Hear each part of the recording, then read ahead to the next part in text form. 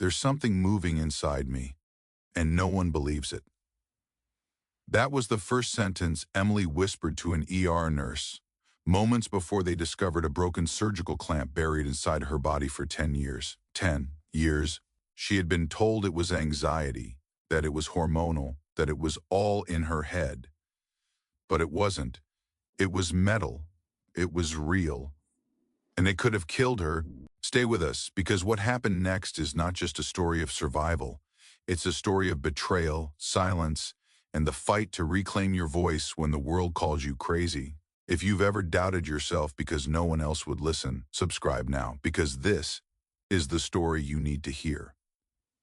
It was just after 3 a.m. when Emily Turner sat up in bed, wide-eyed, her breath caught mid-inhale. There was no noise, no dream that she could remember, just the unmistakable, bone-deep sensation of something shifting, moving.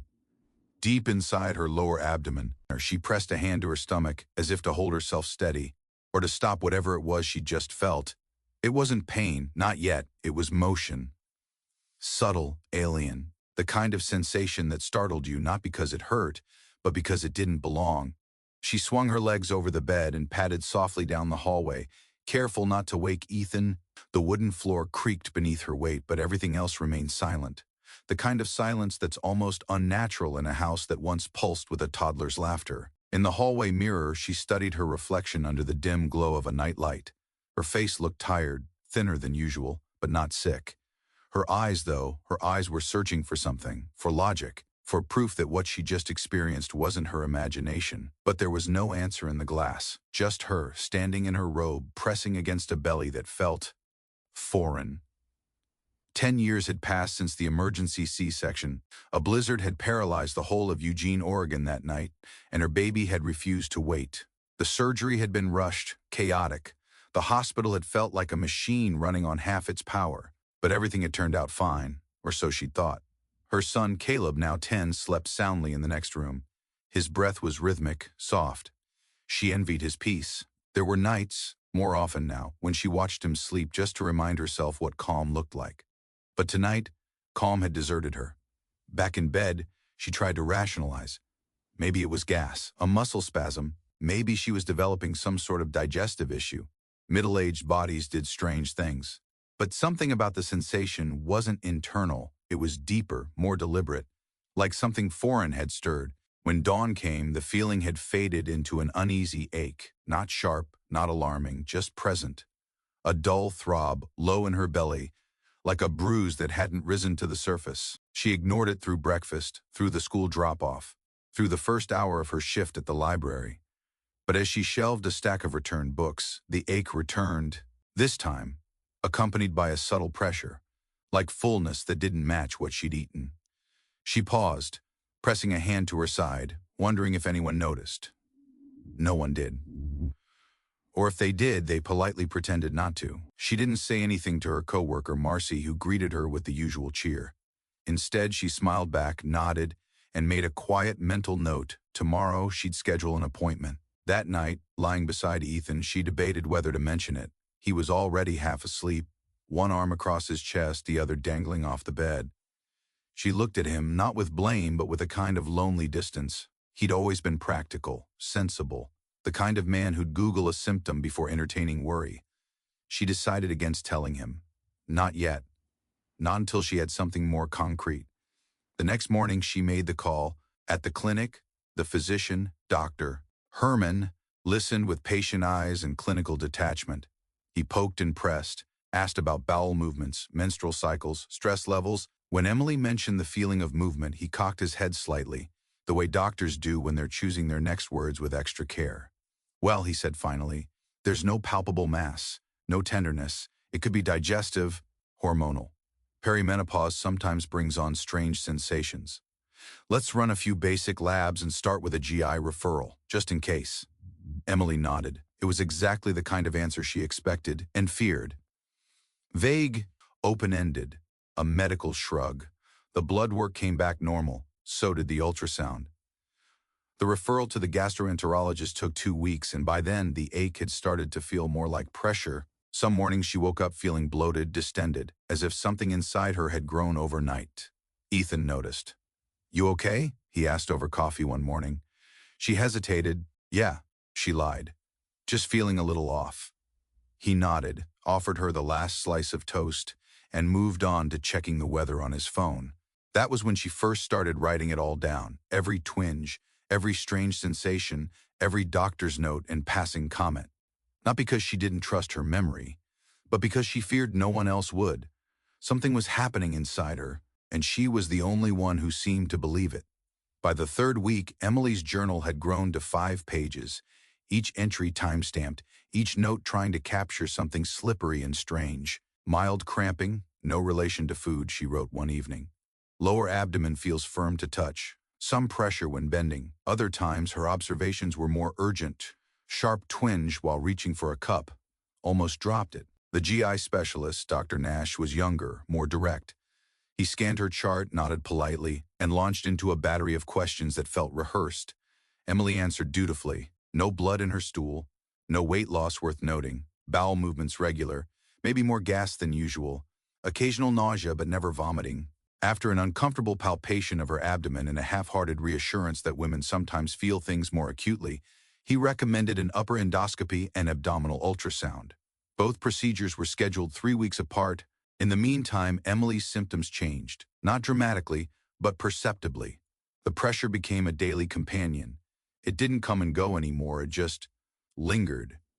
A dull heaviness that settled in her pelvis and refused to lift. Some nights she swore it felt like the sensation of early pregnancy. Not nausea or fatigue, but that almost imperceptible swell inside, that fullness, that quiet knowing.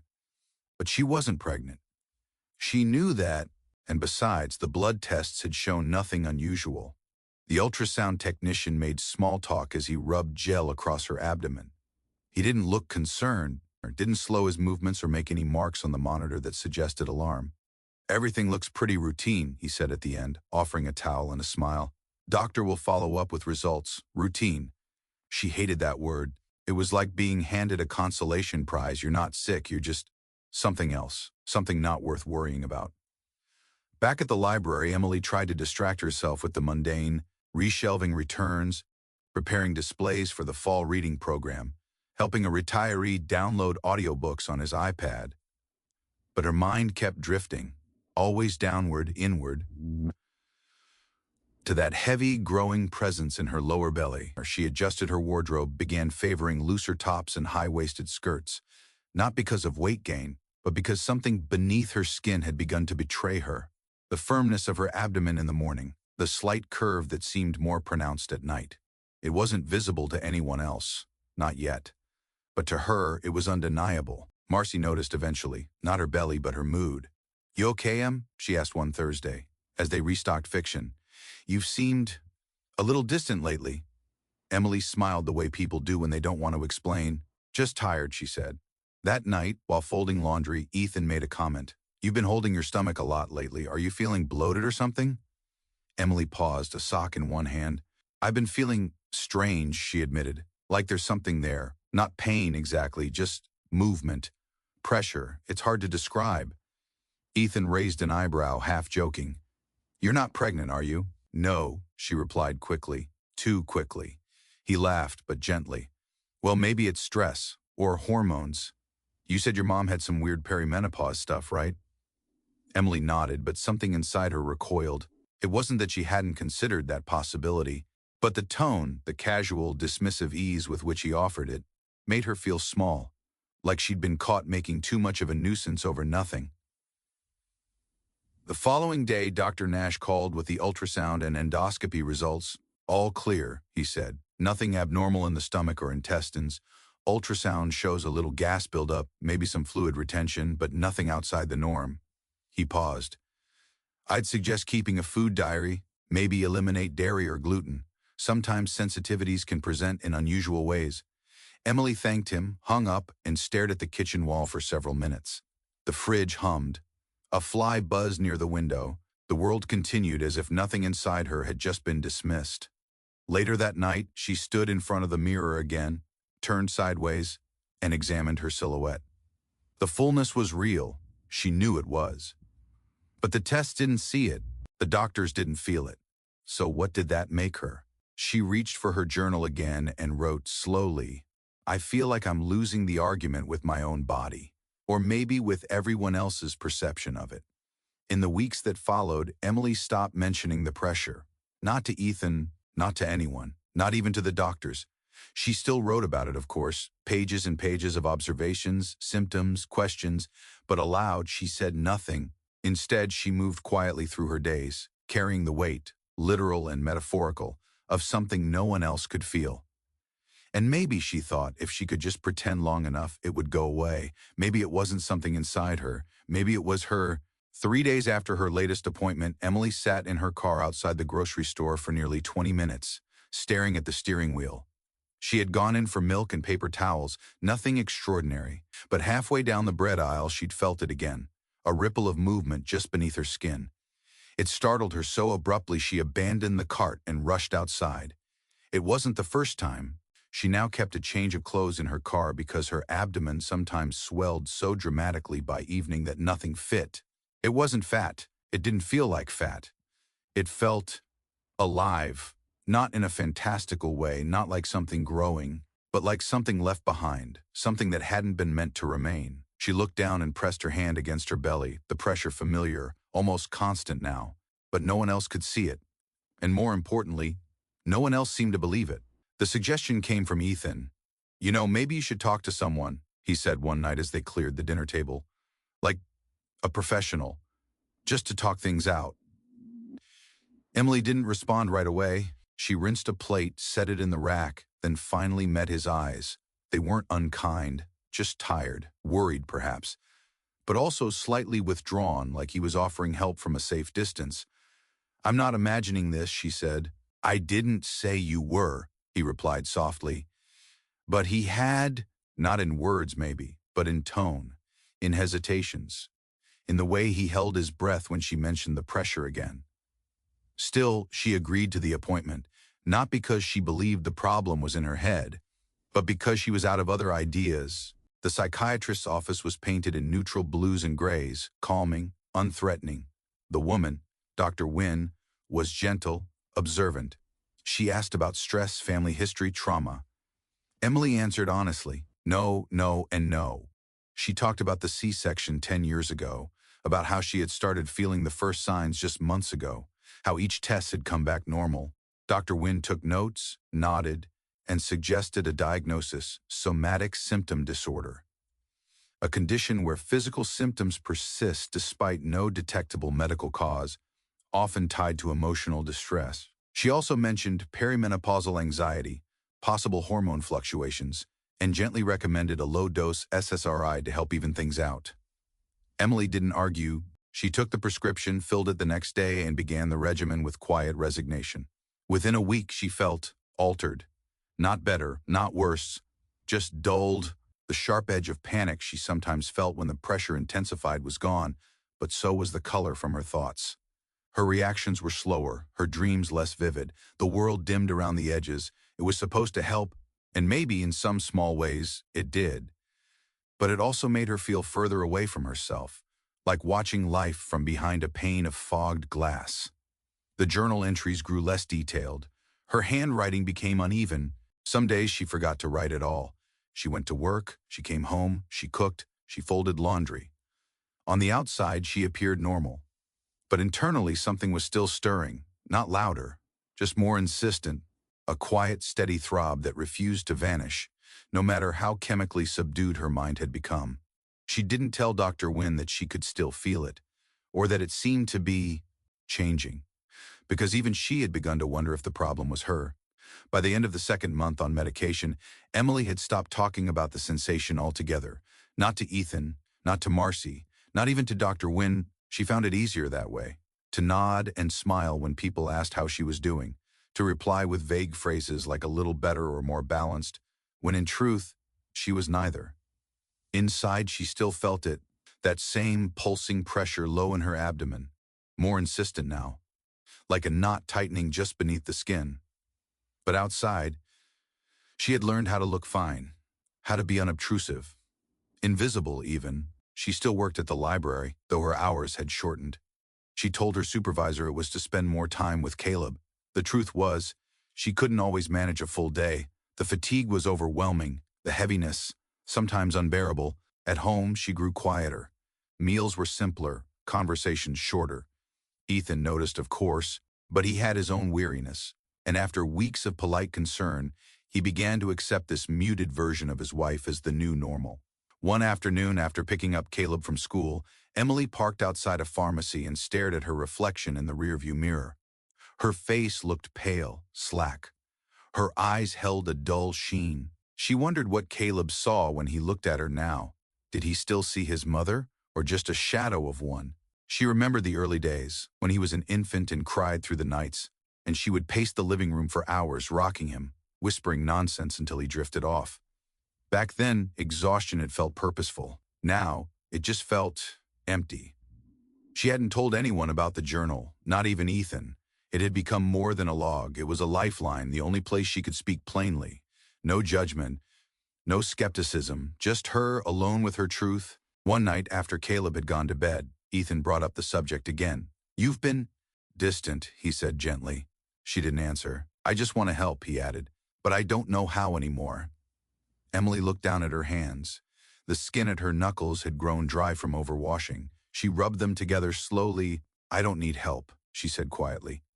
"I need someone to believe me." Ethan exhaled. It was the kind of breath that signaled frustration masked as patience. "I do believe you," he said too quickly. "No," she replied, shaking her head. "You believe I believe it. That's not the same thing." The silence that followed stretched long between them. It said more than either of them had the courage to voice. Later that week, Emily caught two of her coworkers talking quietly behind the front desk as she entered the break room. Their voices dropped when they saw her. One offered a quick, awkward smile. The other didn't look up. She didn't need to hear the words to know the tone. They were worried, probably. Maybe they thought she was unstable. Maybe they pitied her. Either way, it didn't matter. The outcome was the same, distance. The world had begun to draw back from her 1 inch at a time, and she, too tired to chase it, let it. At night, the feeling in her abdomen grew worse, more defined. Sometimes, if she pressed firmly just above her pelvis, she thought she could trace the edge of something solid. Sharp, almost angular. But she never told anyone. Not anymore, because now she understood something that chilled her to the bone. If enough people told you that what you felt wasn't real, eventually, a part of you began to believe them. And once that part took root, the doubt spread fast. The days began to blur. There was a moment, she couldn't remember exactly when Emily stopped counting the hours by clocks and started measuring them by discomfort. Morning began with the sensation of fullness. Afternoon was the time of aching. Evenings brought heaviness so pronounced that standing for too long made her lightheaded. And the nights, oh, the nights were the worst of all. It was around midnight when she'd wake almost every night now with a jolt, not from dreams, not from noise, but from her own body. From that now familiar stir just below her navel. It didn't feel like pain, not entirely. It felt like her own anatomy was protesting, like a buried thread pulling taut. She no longer questioned if it was real. That debate had long passed. It was real. It had always been real. What she now questioned was why no one else could see it, or feel it, or believe her. One night, unable to sleep, she stood in the bathroom under soft yellow light, staring down at her abdomen. She lifted her shirt slowly, examining herself with the quiet intensity of a surgeon. Her belly had changed, slightly, subtly. It wasn't fat or bloat. It was shape, a new contour where once there was none. She reached for the edge of her rib cage, pressing lightly, following the line down, mapping it with her fingertips. There, just above her pelvis, she felt it again, a rigidness, a defined edge, angular, not bone, not muscle.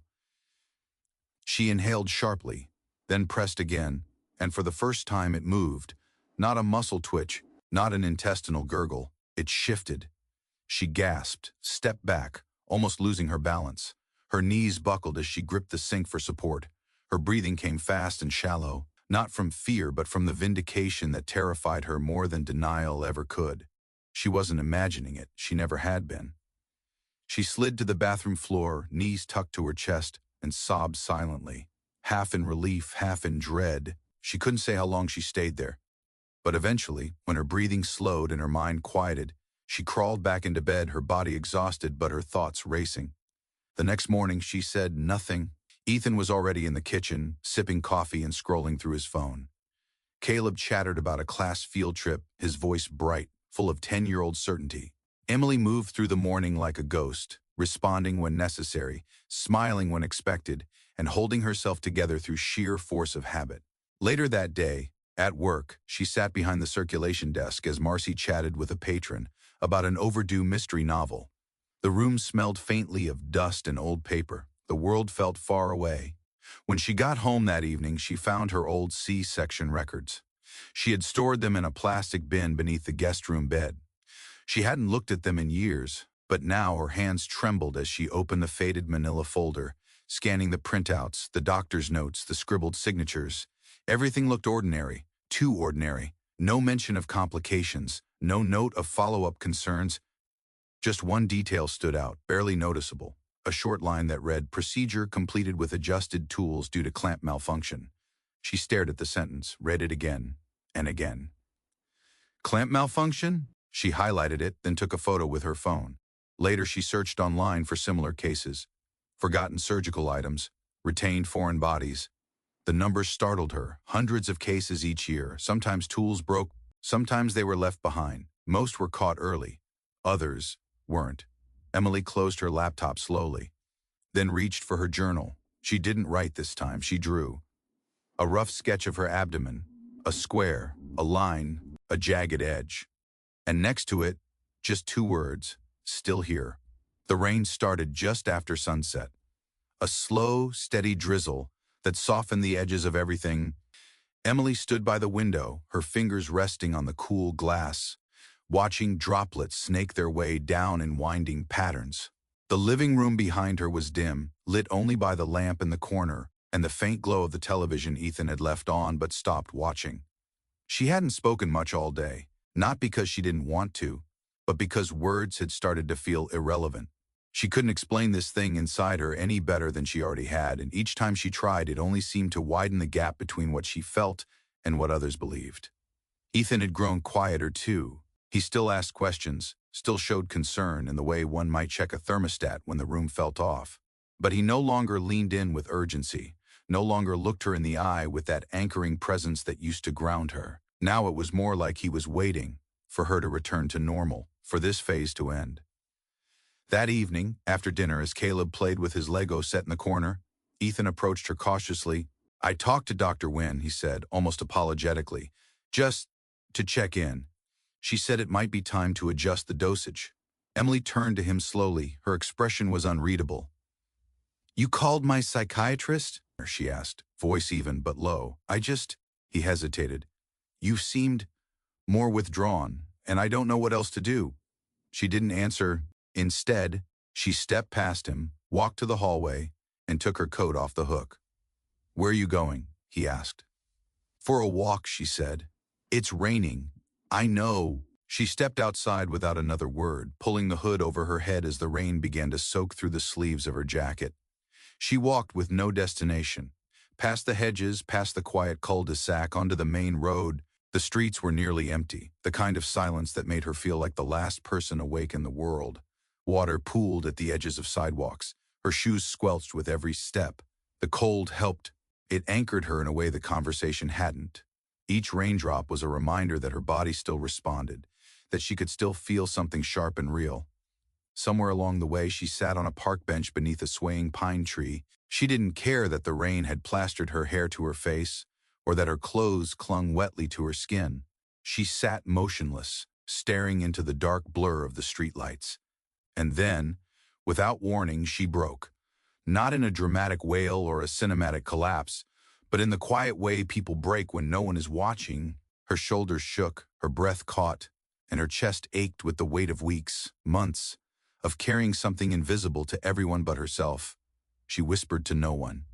"Just one word, please. Please see me. Please believe me. Please help." She didn't know who she was pleading to, God, the universe herself. But the word fell from her lips like a prayer unraveling from the inside. That night, long after she returned home, Ethan tried to speak to her, but she brushed past him, went straight to the bathroom, peeled off her soaked clothes, and stood under the hot stream of the shower until her skin turned pink. She stared at her body, the same body that had grown a child, had been cut open, stitched back together, the body that had once danced, Once carried laughter, once craved touch. Now it carried only silence and something else, something no one would name. In the fogged mirror, she traced her outline with her fingertip, the slight protrusion at her abdomen, the shape only she could see. She felt like a ghost in her own life. And worse, she began to fear that maybe she always had been.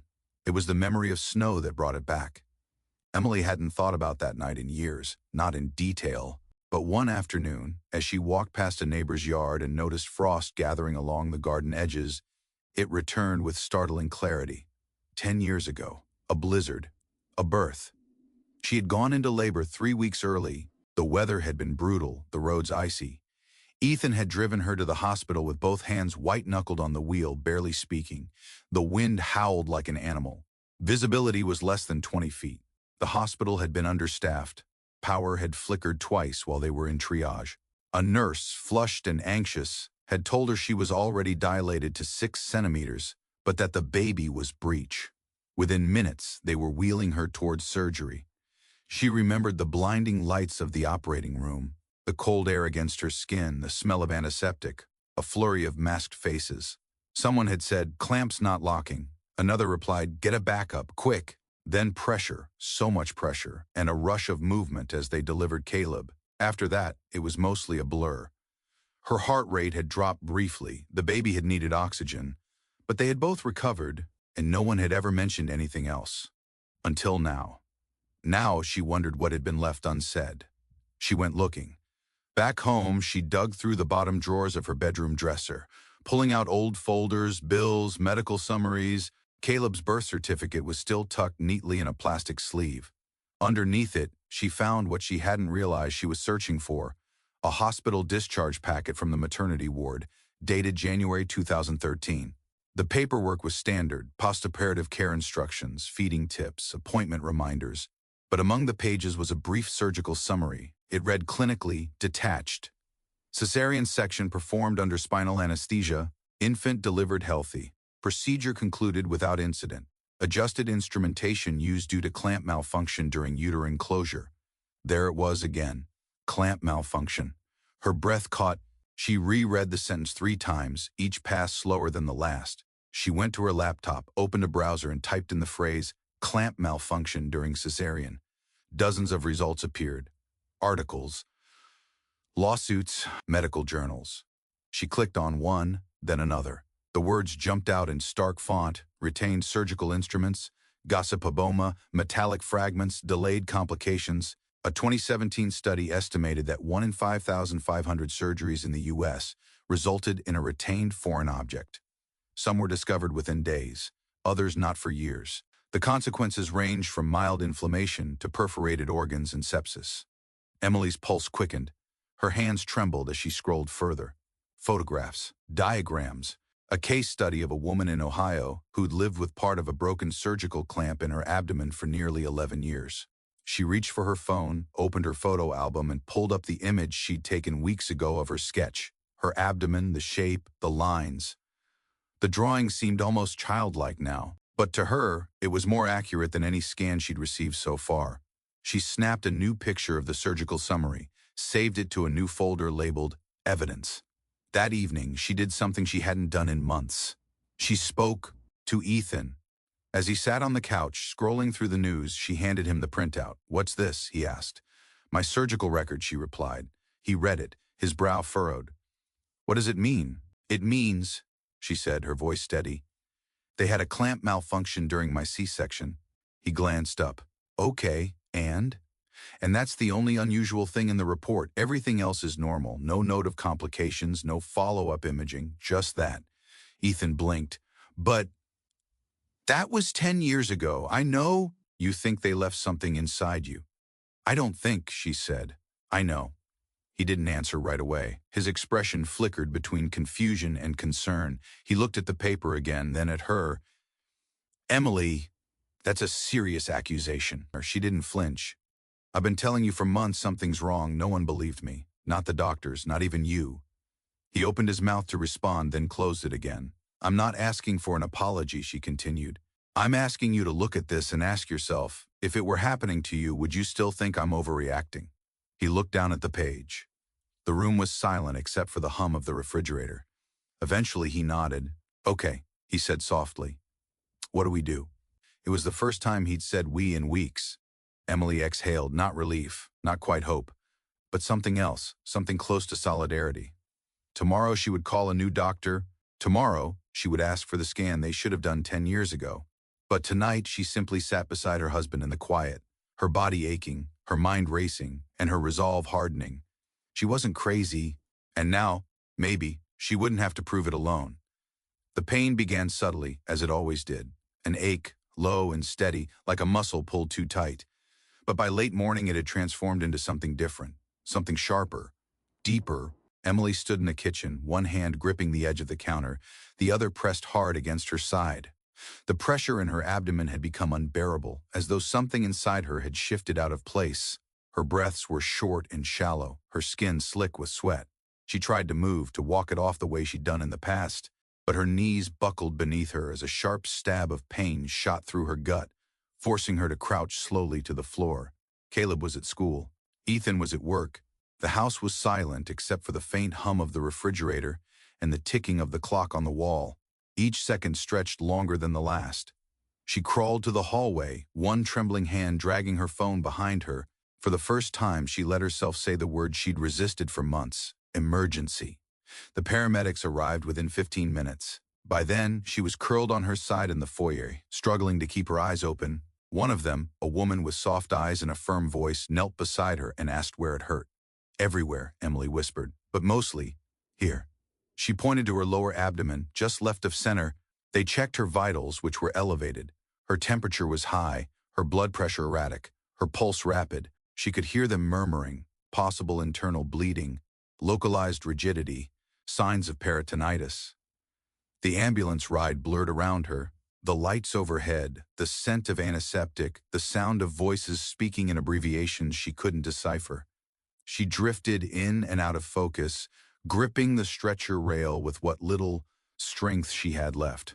At the hospital, everything happened at once: blood tests, and forth a physical exam that made her cry out involuntarily. Then the questions, too many too fast. When did the pain start? Any recent trauma? Surgical history? She tried to answer, but her voice was weak, and her thoughts scattered. It wasn't until she heard a new voice, clear, measured, that something shifted. "I want a CT scan with contrast, now. Don't delay for labs." The room stilled for a moment. The voice belonged to Dr. Lena Hartwell, a young ER physician with dark eyes and a calm presence that immediately commanded attention. Emily turned her head toward the voice. Their eyes met, and for the first time since this began, Emily saw something she hadn't seen in a long time: belief. Dr. Hartwell knelt beside her, lowering her voice. "Emily, I've reviewed your chart. I know this has been going on for a while. I'm not dismissing anything. We're going to find out what's causing this." Emily nodded, tears prickling behind her eyes. They wheeled her into radiology. The room was cold. The technician helped her onto the table, adjusted her gown, then instructed her to remain still. She watched the machine slide over her, heard the whirring begin, and waited. In the stillness of that moment, amid the fear and the pain, she felt something else rise: vindication. Whatever they found in those images, it would finally be proof, not just that she had been right, but that she had never been wrong. The results came faster than usual. Within the hour, Dr. Hartwell returned to Emily's room with a clipboard and a furrow in her brow that hadn't been there before. She pulled the curtain closed behind her, lowered her voice, and took a seat beside the bed. "We found something," she said without preamble. Emily's breath hitched. The words were terrifying, and yet they felt like oxygen. "There's a foreign object in your abdomen, metallic. It appears to be about 5 centimeters long, located near your small intestine, possibly embedded in the surrounding tissue. Based on the imaging, it's been there a long time." Emily blinked slowly. She had known. She had always known. But hearing it, finally, officially, sent a shock through her. Dr. Hartwell continued, "It's irregular in shape, which suggests it could be a fragment, possibly from a surgical tool. It's likely the object has migrated slightly over time, which would explain the increasing discomfort and pressure you've described." A pause. "We're prepping the OR. The object needs to be removed, or there's evidence of localized inflammation and early signs of infection." Emily tried to nod, but her limbs felt heavy. Her head swam with fragments, years of doubt, months of pain, and the flood of vindication now pouring through her like light breaking into a dark room. She found her voice. "It's from the C-section." Dr. Hartwell met her eyes. "I saw that in your records. The timeline matches. And there's a note from that procedure. Clamp malfunction." Emily almost laughed, not out of humor, but from the sheer absurdity that something so small, so casually noted, had unraveled her entire sense of self over a decade. "Why didn't anyone find it sooner?" she whispered. Dr. Hartwell's expression darkened. "Retained surgical items are rare, but they happen. The problem is, if no one looks for them, they don't get found. And if the symptoms are subtle or dismissed." She let the words trail off, but the implication hung in the air. Emily nodded slowly. She didn't need an apology, not now. What she needed was a scalpel, a surgeon, and the truth pulled from her body like a thorn. Ethan arrived just before they wheeled her to surgery. His face was pale, eyes red-rimmed, his voice trembling. "I'm sorry," he said, taking her hand. She didn't answer right away. Instead, she squeezed his fingers gently. Not to absolve him, but to anchor them both. He leaned down and kissed her forehead. "I'll be right here," he said. The OR lights were bright, sterile.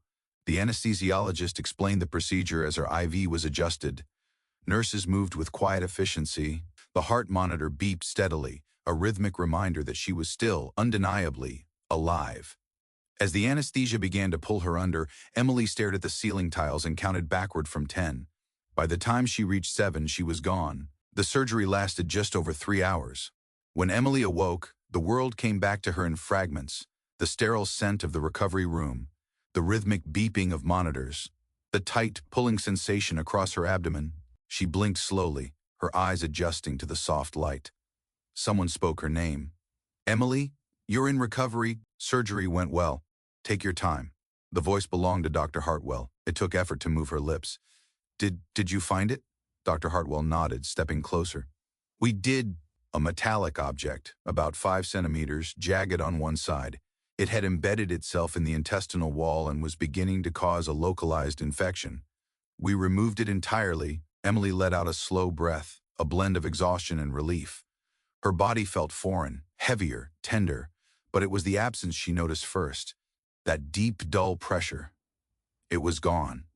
Dr. Hartwell continued, "We're running analysis on the object, but visually it appears to be the broken tip of a surgical clamp, the type used in C-sections." She paused, her voice lowering. "It was corroded. Based on the tissue adhesion and scarring around it, it had likely been there for years, 8 to 10, at minimum." Emily closed her eyes, not to block anything out, but to absorb it. After everything, her body had been telling the truth all along. "There's something else," Dr. Hartwell added. "I reviewed your medical records more closely. Not just your surgery report, but the hospital logs from that day. The file contains some inconsistencies." Emily's eyes opened again. This time they locked onto the doctor's. "What kind of inconsistencies?" "I'll show you when you're stronger. For now, just rest." Emily nodded, but her mind didn't quiet. Later that evening, after Ethan had returned from getting coffee, Dr. Hartwell came back with a folder. "I need to be transparent," she said, setting it gently on the table beside the bed. "Because what's in here, it raises questions." She pulled out a photocopy of the original surgical log from the night of Emily's C-section. This version, she said, was recently scanned into the system, but an earlier version, saved in a previous software archive, tells a different story. She slid the 2 pages side by side. Emily looked at them side by side, nearly identical in formatting, but not in content. On the older version, one line stood out, highlighted in yellow by Dr. Hartwell's pen. "Fragment of clamp tip reported missing during closure. No retrieval confirmed. Surgical field inspected. Note marked for follow-up imaging." Emily's heart skipped. She read it again and again. The words sat on the page like a wound that had never been cleaned. She looked up. That line. It wasn't on the newer one? Dr. Hartwell shook her head. The updated file removed it. The log was edited during a system transition. Something hospitals do when changing records software. Normally that's routine, but in this case, Emily finished for her. They covered it up. Dr. Hartwell didn't reply. She didn't have to. Emily stared at the papers in front of her. A decade of pain, a decade of doubt, And all this time the truth had existed in black and white, then deliberately erased. A betrayal, not just of medicine, but of trust. She felt tears sting her eyes, but not from sadness, from rage. They knew, she said, her voice cracking. Someone knew, and they left it in me. Then made me think it was all in my head. Dr. Hartwell's voice was steady. You have every right to be angry, and every right to demand answers. Emily looked down at her hands, resting against the white blanket. They trembled slightly. What happens now? She asked. We'll finish the full pathology report. I'll document everything. You can request your full record, including this log. If you choose to pursue legal action, you have grounds. Emily didn't speak right away. Her mind was already moving. To the months she'd spent in silence, to the nights she cried into her pillow, to the moments she'd questioned her sanity. She had been rewritten, made into a narrative of neurosis, all because someone didn't want to admit a mistake. But now the narrative was hers again, and she wasn't done telling it. By the time Emily was discharged, word had already started to spread. She hadn't spoken to the press, hadn't shared her story publicly, but one of the attending nurses, after hearing what was found inside her, had quietly told a colleague. The kind of story that moves quickly through hospital corridors. The kind of truth too heavy to keep contained. By the end of the week, a local news outlet published a piece. Woman discovers surgical tool left inside her body for 10 years. The article was brief, anonymous, but precise.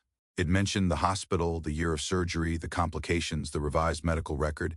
It didn't name names, but it didn't have to. The comments exploded.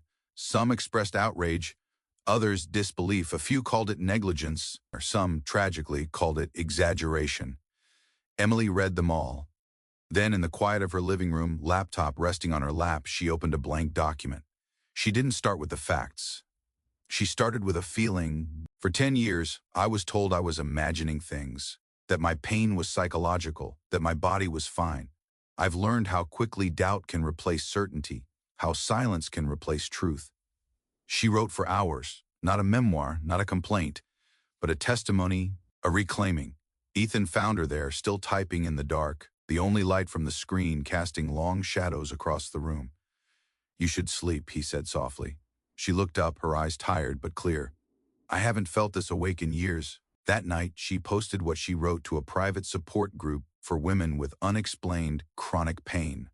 A digital sisterhood of the unheard.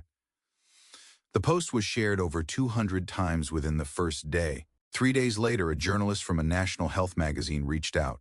Emily hesitated, then she replied. The article they published included a pseudonym, but her story rang loud and clear. Her words, her voice, for the first time, not filtered through a doctor's interpretation, or a family member's retelling, or a hospital's legal response. And people listened. Women from across the country commented, messaged, sent emails, some with their own stories, of symptoms dismissed, of diagnoses delayed, of pain turned into metaphor. Others simply said, thank you. Dr. Hartwell called a week later. The pathology confirmed everything. A surgical clamp tip, stainless steel, broken at the hinge, long-term corrosion, dense fibrous tissue around the object, evidence of the body trying to wall it off. She'd included all of it in her final report.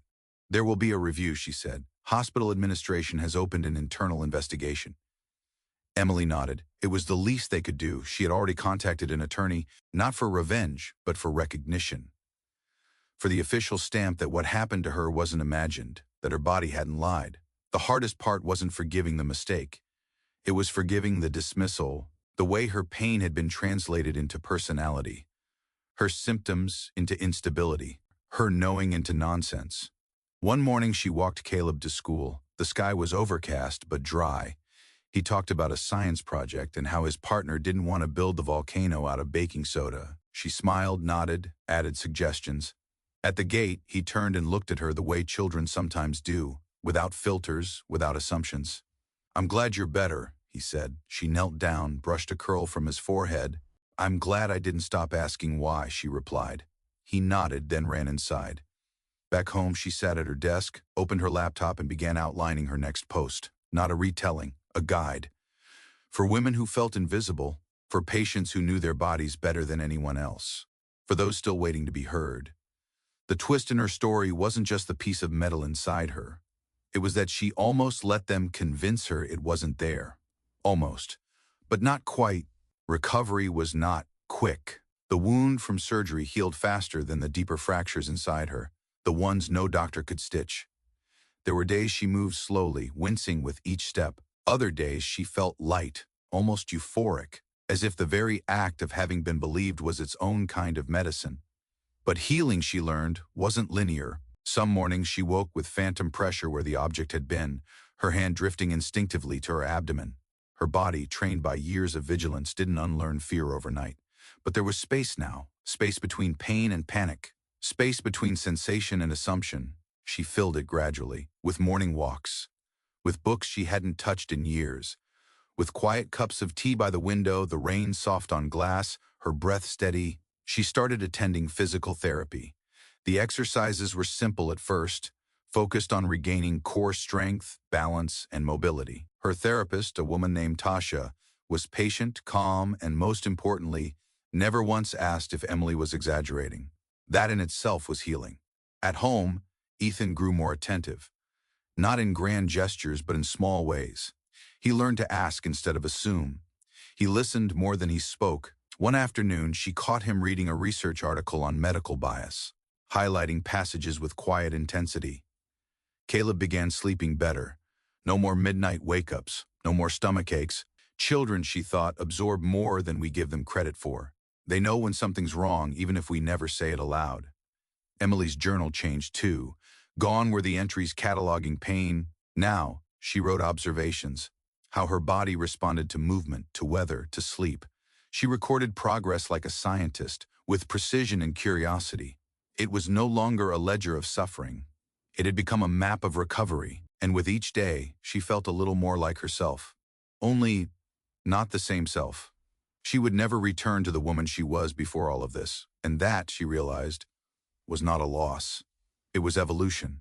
A few weeks into recovery, she received an email from a podcast producer, a woman named Valerie who had read the Health magazine article and wanted to interview her for a series on medical misdiagnosis. Emily hesitated. She wasn't sure if she was ready to speak aloud what she had written in private.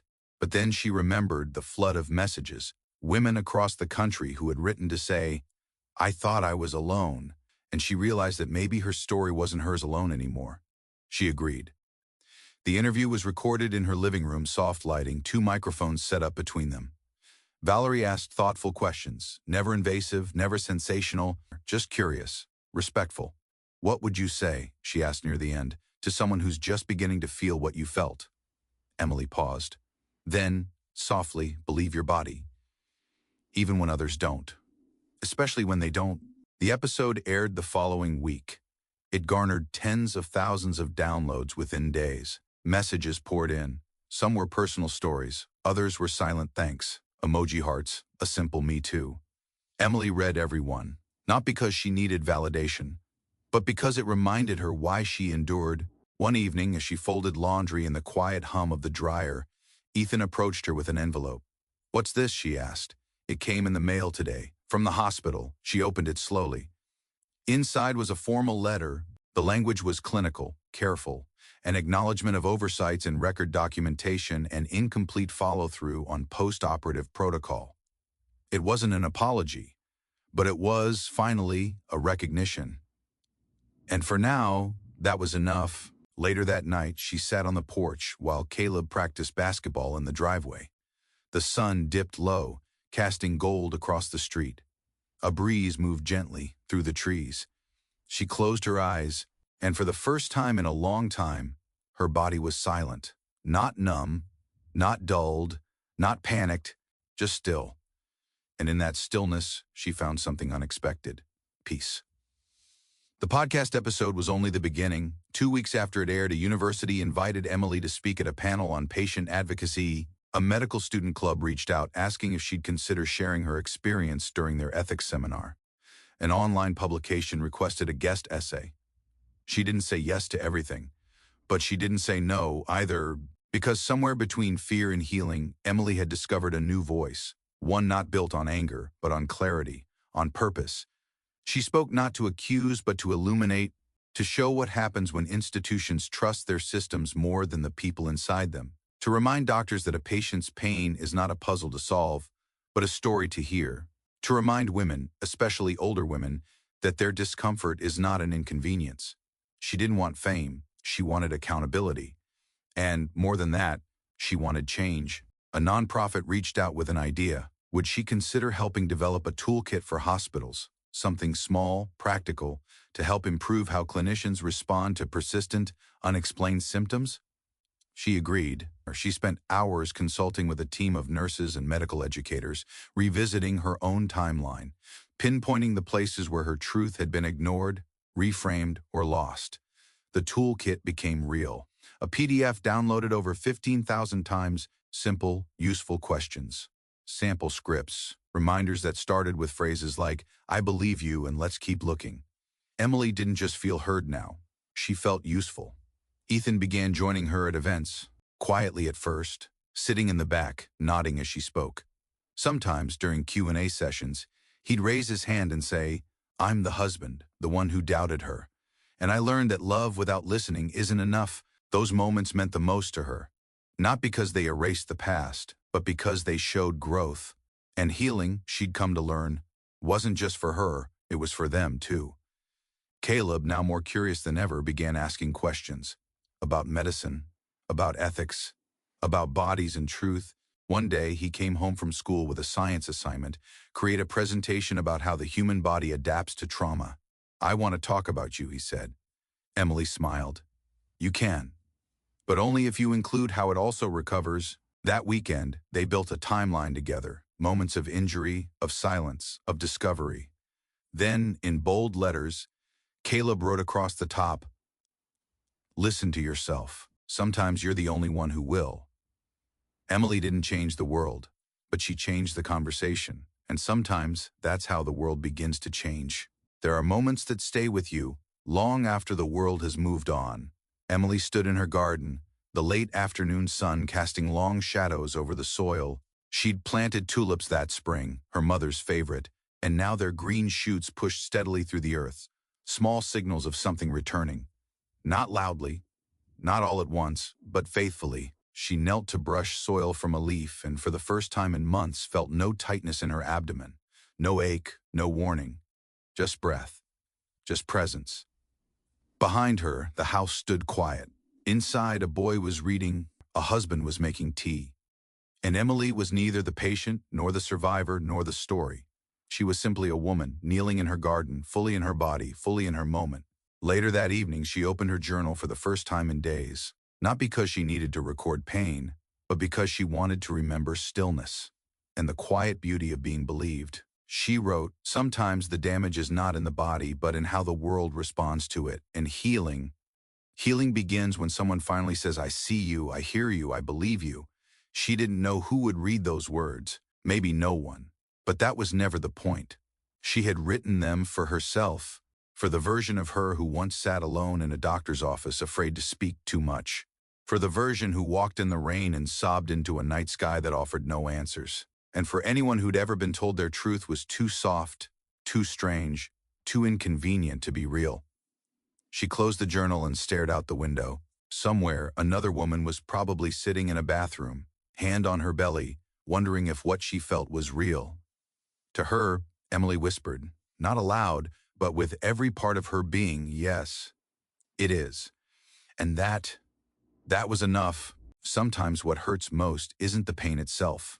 It's being told the pain doesn't exist. Emily's story isn't just about a forgotten tool.